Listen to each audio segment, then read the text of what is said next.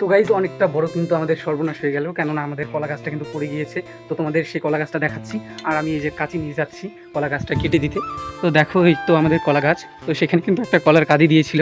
Guys এখন আমি চলে এলাম আমাদের বাড়ির পেছনে, আর যে কলা গাছটা ছিল আমাদের সেটা একবারে থেতলে পড়ে গিয়েছে। তো সেইখান থেকে কলাগুলো নিয়ে যাব বাড়িতে। আর দেখো গাছটা কীভাবে পড়েছে দড়ি দিয়ে বাঁধা সত্ত্বেও। তো আমাদের এইখানে রয়েছে কলার কাঁদি, আর কলার কাঁদিটা এখন নিয়ে যাবো আমাদের বাড়িতে। তো দেখো এই যে আমাদের কলার কাঁদি হয়েছে অনেকটাই বড় আর অনেকটাই ভারী। কলার গাছটা মানে আমি গেলাম একটু মাঠে, তো মাঠে থেকে এসে দেখছি যে গাছটা ঠাস করে পড়ে গিয়েছে। বাবা মা কেউ নেই বাড়িতে, তো তার জন্য আমি কলার কাঁদিটাকে এখন নিয়ে যাবো আমাদের বাড়ির ভেতরে। আর একটু এখান থেকে কেটে কেটে আলাদা করব আমি। আর কাঁচিটা দিয়ে কলা গাছটা কেটে দিব।